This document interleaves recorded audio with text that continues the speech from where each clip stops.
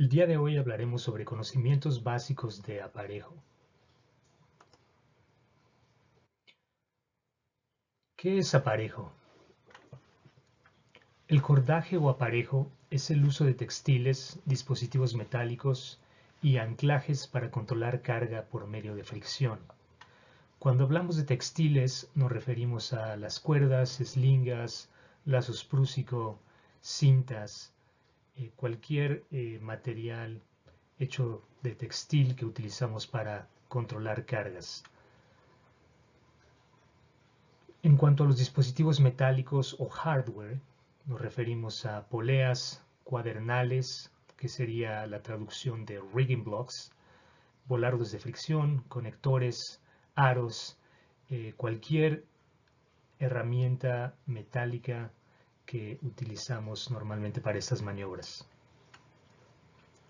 Y finalmente, anclajes, nos referimos a los puntos estructurales donde se fija el sistema de cordaje o de aparejo para soportar y controlar una carga durante el trabajo que realizamos en los árboles.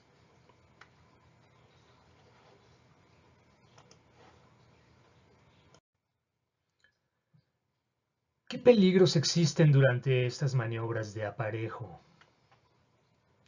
Bueno, estamos normalmente controlando cargas bastante pesadas, muchas veces cargas dinámicas que envuelven impacto.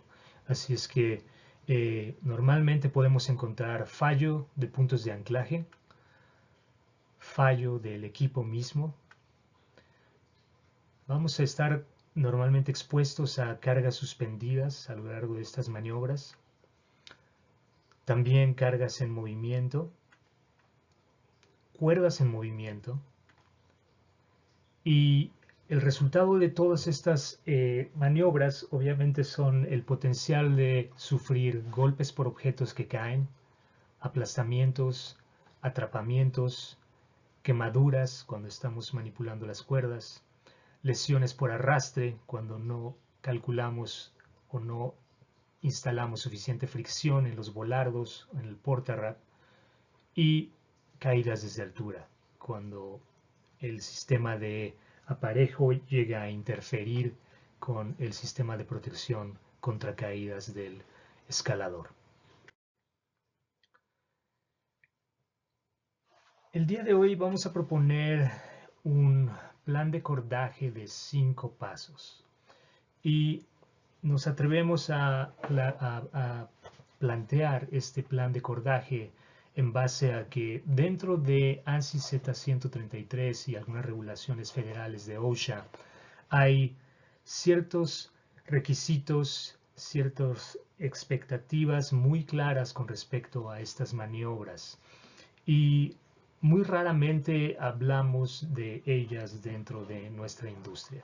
Así es que dentro de este plan de cordaje de 5 pasos que vamos a revisar, vamos a incorporar todos esos requerimientos aplicables a estas maniobras en nuestra industria. El paso número 1 sería la evaluación estructural del árbol. Según ANSI Z133, el árbol debe de inspeccionarse. Debemos de asegurarnos de que la integridad estructural del árbol es adecuada antes de iniciar estas maniobras de carga. Obviamente, si el árbol representa algún riesgo por las fuerzas generadas, entonces deberemos de planificar algo distinto. También nos indica que un arborista calificado debe de evaluar los puntos de aparejo, es decir, los puntos de carga, los puntos en el árbol que vamos a utilizar para colgar, para suspender esa carga, deben ser evaluados por un arborista calificado. Y obviamente las fuerzas aplicadas al árbol y al sistema radicular deben de considerarse antes de establecer el punto. Algo muy importante que tenemos que mantener en cuenta es que los anclajes siempre deberían de ser el componente más fuerte de cualquier sistema de aparejo o de cordaje.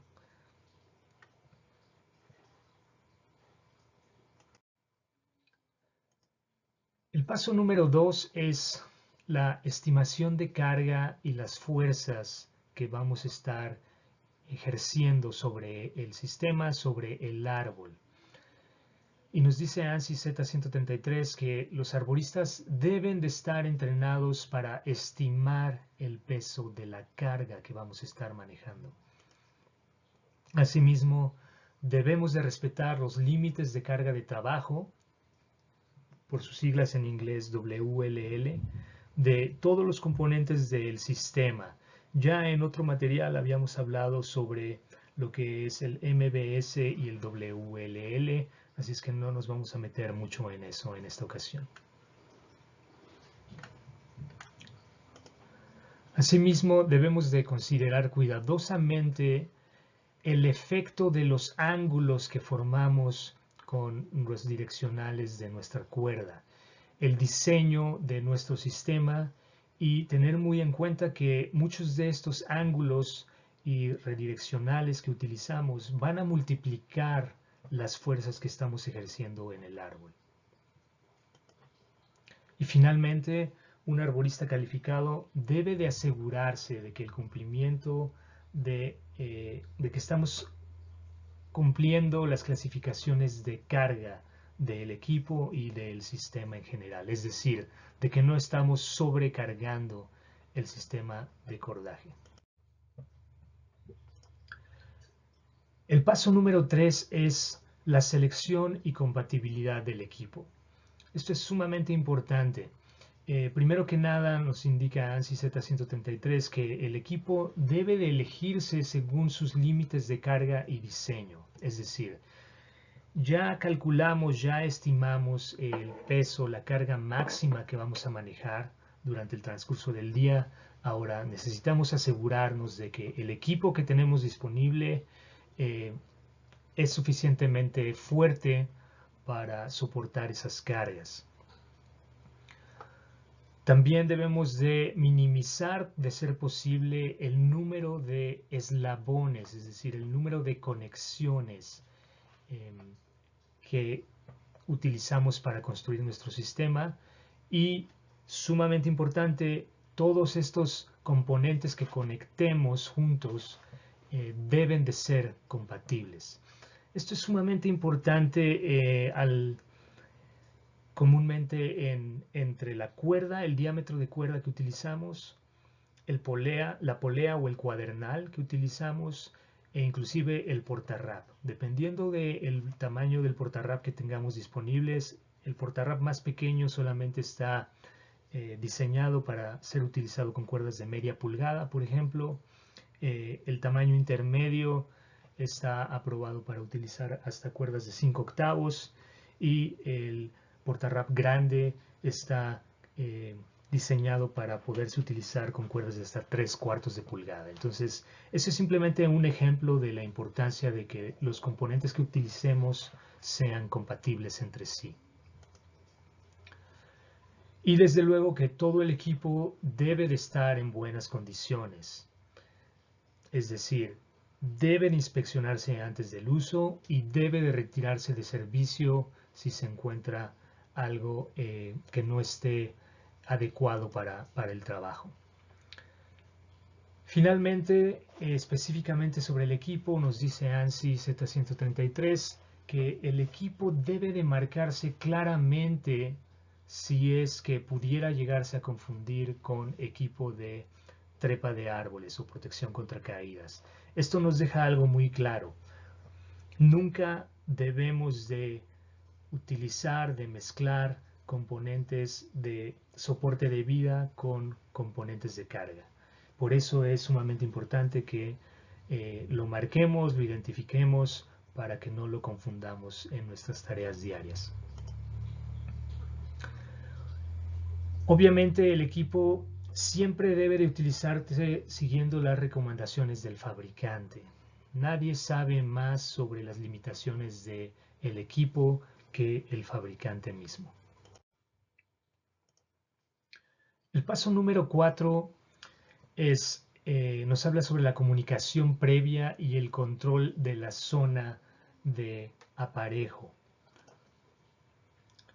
Nos dice ANSI Z133 que debe de establecerse un método de comunicación al menos de 2 vías, es decir, de comando y respuesta, antes de iniciar las maniobras de aparejo. Asimismo, el arborista que esté trabajando en altura debe de verificar esa comunicación con tierra a lo largo de las maniobras. Y debe de establecerse una zona de caída. Los trabajadores deben de permanecer fuera de la zona de caída. Obviamente, nunca nadie deberá estar debajo de cargas suspendidas o debajo de la trayectoria de estas cargas en movimiento, aunque en realidad hay una excepción a esta regla. Se permite que la persona cualificada que está operando las maniobras de fricción, de descenso, es decir, el portarrap, puede estar dentro de la zona siempre y cuando no se coloque directamente debajo de una carga suspendida.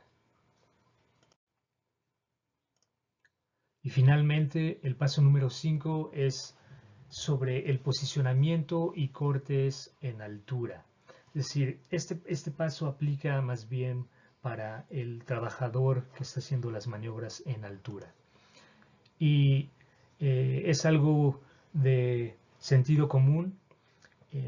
Sin embargo, esto falla constantemente en nuestra industria, y lo que nos dice ANSI Z133 es que el arborista debe de posicionarse fuera de la trayectoria de la pieza que está cortando, y asimismo debe de tener un plan de escape. Es decir, por mucho que planifiquemos, por muy bien que instalemos nuestro sistema, sabemos que algo pudiera llegar a salir mal, y por eso es importante que el arborista que está haciendo los cortes en altura tenga predispuesto un plan para moverse, reubicarse, girarse, cambiarse de posición rápidamente de ser necesario en caso de que algo salga mal con la maniobra. Otro punto sumamente importante es que el sistema de cordaje o de aparejo no debe de interferir o comprometer de ningún modo el sistema de trepa, la protección contra caídas del escalador, o en su defecto la operación de una plataforma aérea. Y por último, deben de tomarse medidas para evitar rajaduras o desgarro de los tejidos del árbol, porque sabemos que históricamente, cuando no hacemos cortes adecuados o no prevenimos estas rajaduras, muchas veces esas piezas pueden ocasionar muchos problemas y accidentes. Así es que vamos rápidamente a revisar un poco más a fondo cada uno de los pasos. Y decíamos, el paso número 1 es la evaluación estructural del árbol. El objetivo es determinar si el árbol y el punto de anclaje pueden realmente soportar las fuerzas estáticas y dinámicas generadas por la maniobra de aparejo. ¿A qué nos referimos con fuerzas estáticas y dinámicas? Bueno, vamos a hablar de eso en un momento más. La evaluación del árbol, la evaluación estructural del árbol, no se diferencia en ningún modo en específico de esa evaluación que hacemos de los árboles previo a la escalada. Es decir, vamos a observar, ¿verdad?, la inclinación del árbol, vamos a tratar de ubicar puntos de pudrición visible en el tronco, ramas, cavidades, grietas, rajaduras. Vamos a tratar de ubicar puntos débiles estructuralmente, como pudieran ser uniones u horquetas con corteza incluida, ramas muertas, daño por algún tipo de impacto o tormenta, y desde luego evaluar la estabilidad del sistema radicular del árbol.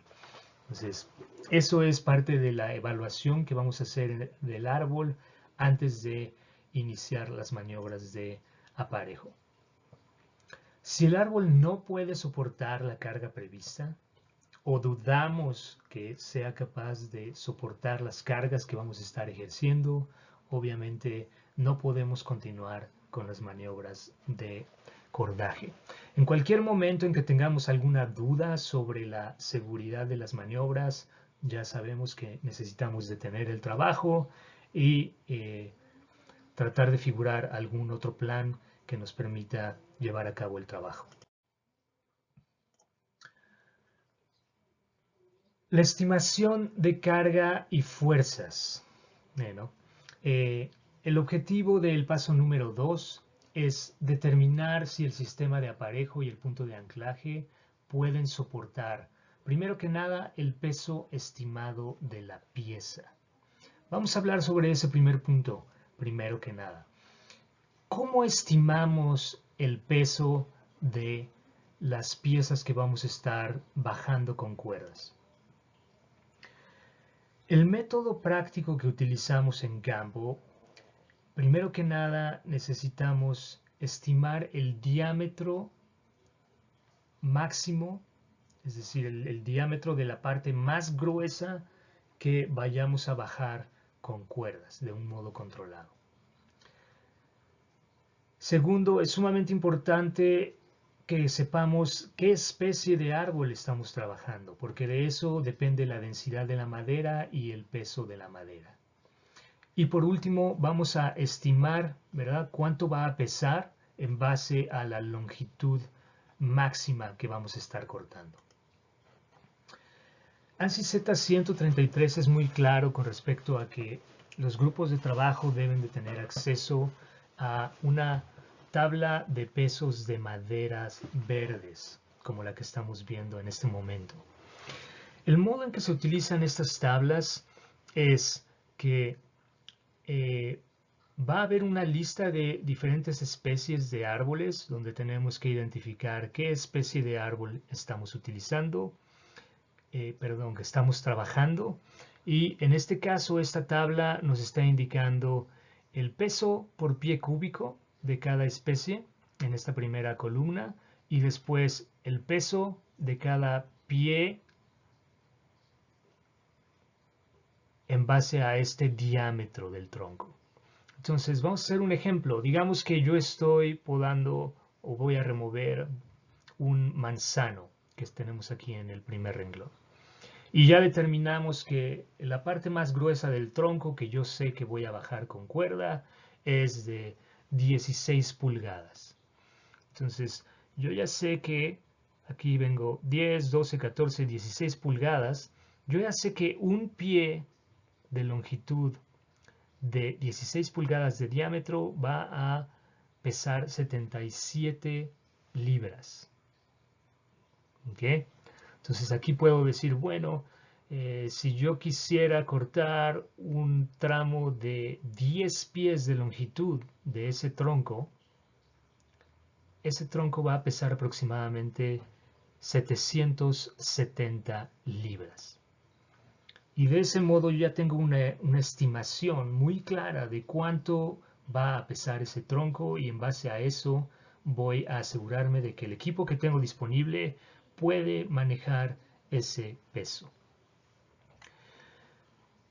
Asimismo, hay muchas herramientas en línea, aplicaciones que son básicamente calculadoras para determinar estos pesos de los troncos.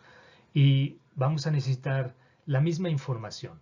Vamos a necesitar saber o estimar el diámetro del árbol, debemos de saber la especie del árbol que estamos trabajando y en base a eso, jugando con la longitud que quiero cortar, la calculadora, la aplicación me va a dar un peso estimado de ese tronco. Así es que como pueden ver, esto es requerido por ANSI Z133 y casi nunca se hace en nuestra industria. Ahora, había otro punto dentro del paso número 2 que aún no hemos discutido, que nos habla sobre las fuerzas dinámicas generadas durante el corte y descenso. Ya establecimos que ese tronco de 10 pies de largo va a pesar aproximadamente 770 libras. ¿De acuerdo? Ahora, necesitamos tener muy claro de que muchas veces ese peso que vamos a manejar va a ejercer fuerzas mucho mayores a su peso mismo. Un repaso muy rápido. Aquí estamos viendo un sistema estático de aparejo.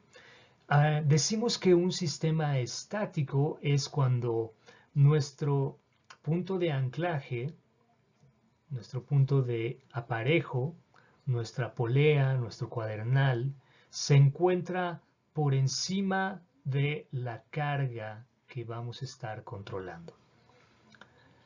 En este escenario, una vez que cortemos esta rama, realmente no va a haber una caída, no va a haber un impacto. La fuerza que estamos generando en nuestro sistema va a ser simplemente el peso o la masa de esa carga.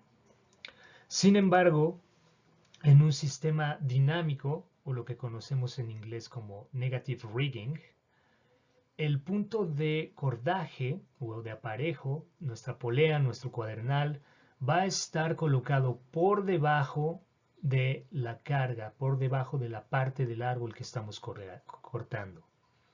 ¿Qué quiere decir eso? Que este tronco, esta punta, esta rama va a caer libremente cierta distancia antes de que nuestra cuerda comience a soportar su peso.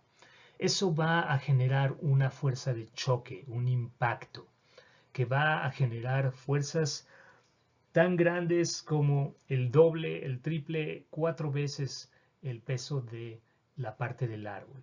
¿De qué va a depender esto? De muchos factores, de qué tan larga sea la caída libre y sobre todo qué tanto podamos amortiguar ese impacto con la manipulación de la cuerda. Así es que en base a esto podemos ver que inicialmente habíamos calculado 770 libras, pero también debemos de acordarnos que en un sistema tradicional de cordaje o de aparejo vamos a tener un anclaje en la base, que es nuestro volardo o nuestro portarrap, en este caso nuestro dispositivo de fricción. Y luego esa cuerda va a subir hasta nuestro punto de anclaje y luego con la punta de la cuerda vamos a amarrar la carga, la parte del árbol que queremos bajar. En este caso tenemos un ejemplo de 100 kilogramos. ¿De acuerdo? Cuando esa rama de 100 kilogramos está colgando en nuestro sistema, necesitamos aplicar una fuerza igual en la otra parte de la cuerda para poderla mantener suspendida. Si hubiera una fuerza más grande en esta parte de la cuerda, bueno, estaríamos subiendo la carga, y si hubiera una fuerza menor al peso de la carga, esta rama estaría descendiendo. Entonces, para poderla mantener en su sitio, en teoría, sin considerar fricción ni otras variables, quiere decir que vamos a estar duplicando el peso de la carga aquí en nuestra polea, en nuestro cuadernal. Entonces, entiendan esto bien claramente. Este es el punto que normalmente va a haber las cargas, las fuerzas más grandes dentro de un sistema de aparejo. Entonces, en un sistema estático vamos a poder controlar mucho mejor esas fuerzas adicionales. Es decir, si estamos cortando esta rama y está por debajo de nuestro cuadernal, ya sabemos que va a ejercer el doble de su peso aquí, pero nada más. Sin embargo, si hay si estamos instalando, trabajando un sistema dinámico y estos 100 kilogramos ya están cayendo desde más alto, repito, dijimos que normalmente calculamos que va a ejercer un impacto del doble de su peso en este cuadernal. Entonces, si 100 kilogramos caen de más alto, en lo que logramos disipar ese impacto sobre la cuerda, ya estamos duplicando el peso y además ese peso se está duplicando en nuestra polea, ya estamos generando casi 4 veces la fuerza del objeto en nuestra polea. Por eso es que muchas veces nuestro equipo va a fallar cuando estemos bajando troncos en un sistema dinámico, donde hay un impacto, donde hay una caída libre. Si lo pensamos de este modo, volviendo al ejemplo de nuestro manzano de 770 libras, ya estamos hablando de que en este punto necesitamos que esto aguante 1500 libras y que probablemente si vamos a tener que incluir fuerzas de impacto, este punto necesitaría ser suficientemente fuerte para soportar 3000 libras. Entonces, este solo es un ejemplo para que se den cuenta de qué tan fácil se multiplican esas fuerzas que ejercemos en el árbol constantemente. El paso número 3 es la selección y compatibilidad del equipo. El objetivo es obviamente, ahora que ya sabemos cuánto pesa nuestra carga y qué fuerzas vamos a estar ejerciendo en el árbol y en el sistema de aparejo, pues que podamos prevenir las fallas del equipo. Es decir, necesitamos asegurarnos de que el límite de carga de trabajo del eslabón más débil, del componente más débil que utilicemos en nuestro sistema, sea capaz de manejar esos 15.000 libras de las que hablábamos. Y también debemos de verificar que esas conexiones de esos componentes sean compatibles. Ya hablábamos sobre el ejemplo de que el cuadernal o la polea sea compatible con el diámetro de la cuerda que utilizamos y el portarrap también. Recuerden, un sistema de cordaje es tan fuerte como su componente más débil. Ya habíamos hablado con anterioridad de que nunca queremos que el punto de anclaje mismo, sobre todo el anclaje de copa, sea el componente más débil. Siempre debería de ser algún equipo, alguna parte de los componentes que estamos utilizando dentro de nuestro sistema. Normalmente las eslingas que utilizamos, las poleas que utilizamos son sumamente resistentes. Normalmente debieran de ser más resistentes que la cuerda misma. Por eso es que decimos que en general nos referimos a que la cuerda normalmente es el componente más débil. La selección del equipo. Bueno, obviamente para asegurarnos de que no va a haber una falla de equipo, necesitamos inspeccionar el equipo. Así es que vamos a hablar rápidamente sobre la inspección de cuerdas. Aquí quiero hacer una nota y quiero que quede muy claro de que el proceso de la inspección de las cuerdas va a depender directamente del tipo de construcción de cuerda que estemos utilizando. Así es que les recomiendo que se familiaricen con los diferentes tipos de construcción de cuerda que existen y en base a las recomendaciones del fabricante se familiaricen con el proceso de inspección específico. En general, esto es lo que queremos buscar en nuestras cuerdas. Diámetros inconsistentes, decoloración que pudiera ser un indicativo de una contaminación química, es decir, que ya se nos ensució de gasolina, de aceite la cuerda. Esto es desde luego un motivo para retirar de servicio cualquier cuerda. Torcimientos, pérdida de diámetro de la cuerda, ya sea por abrasión. Este problema de las hebras jaladas normalmente se puede solucionar, pero también queremos inspeccionar, queremos ubicar estas hebras que pudieran estar jaladas, obviamente hebras cortadas, compresión ligera, muchas veces causa cierta quemadura en los tejidos y finalmente derretimiento o glaseado debido a altas temperaturas generadas durante las maniobras, y esto obviamente va a afectar cierto porcentaje de la fuerza de esas cuerdas. Y bueno, las cintas, sobre todo se utilizan cintas planas, cintas tubulares, también podemos tener cierto desgaste en el borde de la cinta y no es realmente una razón para retirarlos de servicio. Sin embargo, cuando ya tenemos desgaste en la cara de la cinta o un deshilachamiento del borde de la cinta, estos ya son razones para retirar de servicio esas cintas. Y asimismo vamos también a inspeccionar las costuras. Las costuras, aquí tenemos 4 imágenes diferentes de, digamos, situaciones que ocurren a veces con las costuras. Podemos ver cómo se empieza a levantar la punta de la cinta, un poco más levantada.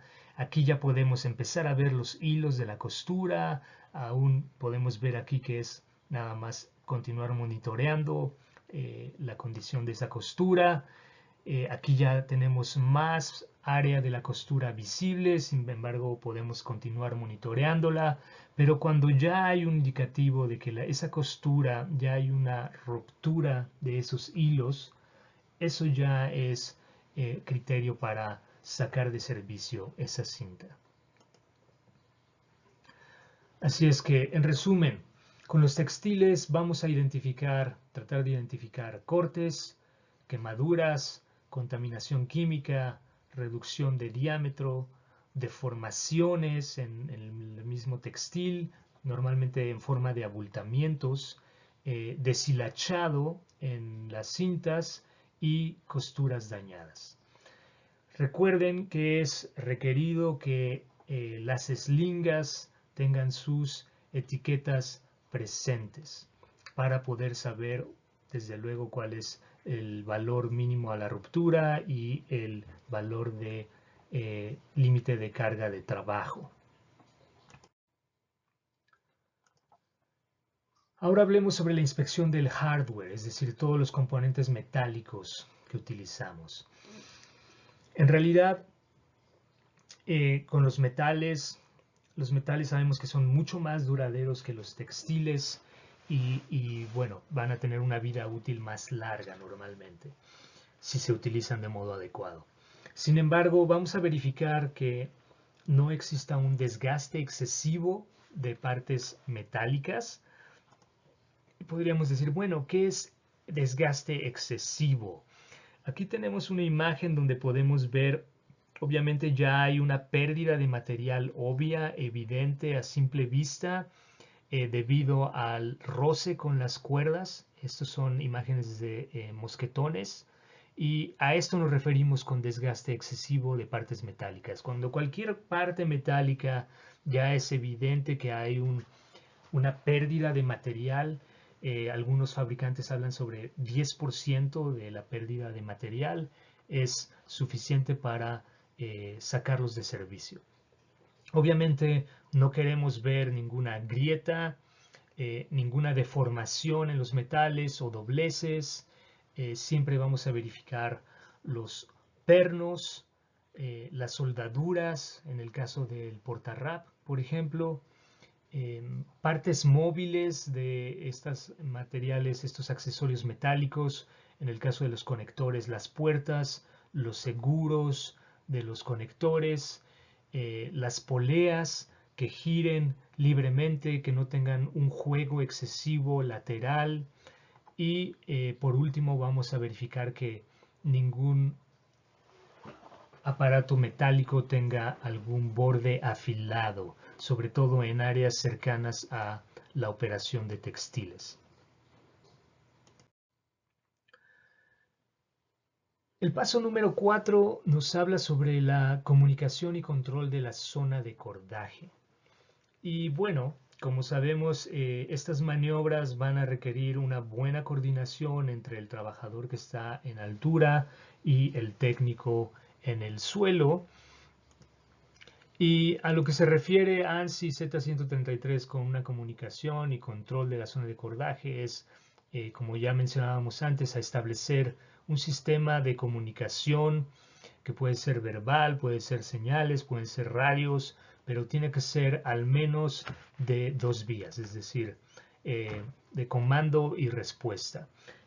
Aquí tenemos un ejemplo, el arborista está preparándose para cortar una sección y aquí está avisando que va a cortar una sección de 5 pies.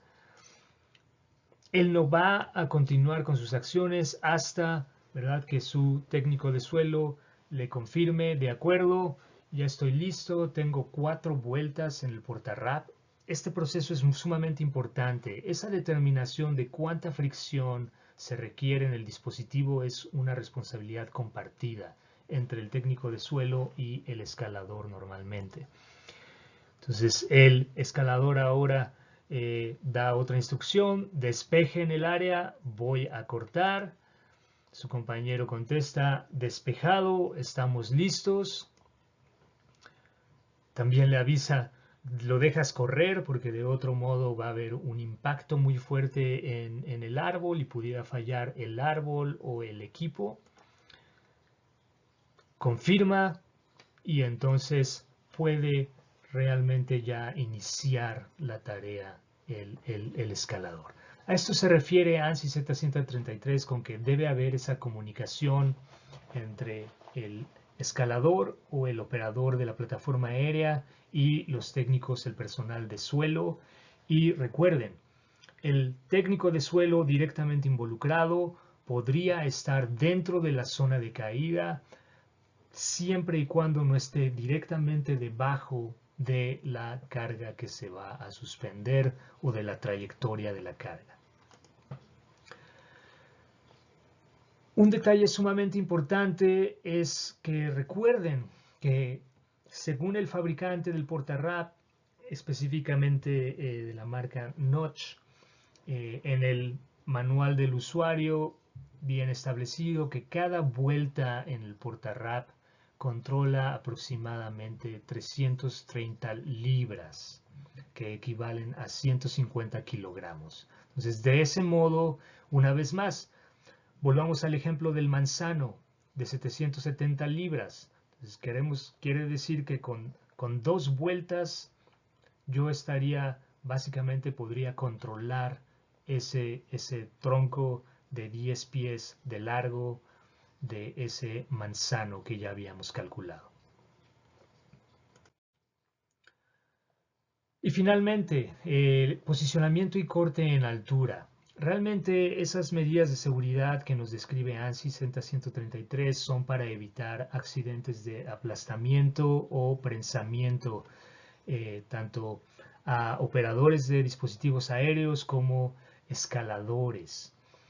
Por eso es que debemos de no solamente estar conscientes de la trayectoria en la que se va a mover la carga que estamos cortando, pero sino también debemos de tener un plan B. En caso de que algo falle, en qué dirección me voy a mover para colocarme en una posición segura. Y en este último paso también es importante mencionar que ya habíamos hablado de que el sistema de aparejo no debe de interferir o comprometer de ningún modo nuestro sistema de protección contra caídas. En este caso podemos ver que tanto el acollador del escalador como su cuerda están colocados encima del cuadernal, de tal modo que cuando este tronco caiga no van a estar aplastando, quemando, friccionando ninguna parte de su sistema de protección contra caídas. Eso es sumamente importante. Es solo un ejemplo. Hay muchos escenarios en los que las cuerdas de carga pudieran estar en movimiento y rozando, quemando, cortando muchas veces la cuerda del escalador. Así es que, en resumen, el plan de cordaje de 5 pasos que acabamos de revisar. Número 1, evaluamos la estructura del árbol. Queremos asegurarnos de que es suficientemente fuerte para soportar las cargas que vamos a estar ejerciendo en él. Número 2, vamos a hacer una estimación del peso de la carga que vamos a estar manejando y qué fuerzas pudiéramos estar generando en el árbol en base a si nuestro sistema va a ser dinámico o estático, si va a haber caída libre e impacto o no. El siguiente paso es seleccionar, inspeccionar y verificar la compatibilidad del equipo que vamos a utilizar. En base a ese equipo vamos a determinar el límite de carga de trabajo y vamos a asegurarnos de que es adecuada para la carga que ya habíamos estimado en el paso anterior. Obviamente siempre podemos cortar más pequeño. En el ejemplo del manzano habíamos hablado de 770 libras y que podría ser 4 veces en el punto de anclaje en caso de una caída libre. Entonces, si el límite de trabajo de carga menor de mi sistema es solamente 2000 libras, bueno, ya sé que tengo que cortar, no puedo cortar secciones de 10 pies, voy a tener que cortar una sección de 5 pies, pero siempre voy a asegurarme de que el límite de carga de trabajo de mi sistema corresponde a el peso del tronco que estoy cortando. Paso número 4, comunicación y control de la zona. Simplemente tener bien coordinadas esas maniobras, comunicación clara entre el trabajador en altura y el personal de piso y un buen control, un buen manejo del área de caída. Y finalmente, quien esté trabajando en altura debe de asegurarse de que está en una posición segura, que no está en la trayectoria de la pieza y sobre todo que tiene un plan B en caso de que algo falle, así como que está muy consciente de por dónde están corriendo las cuerdas, dónde está ubicada su propia cuerda, para que no haya una interferencia, un daño del sistema de protección contra caídas. Así es que ahí está el plan de aparejo de 5 pasos. Comiencen a utilizarlo. Recuerden, la inspección del equipo es sumamente importante para poder prevenir cualquier accidente durante estas maniobras.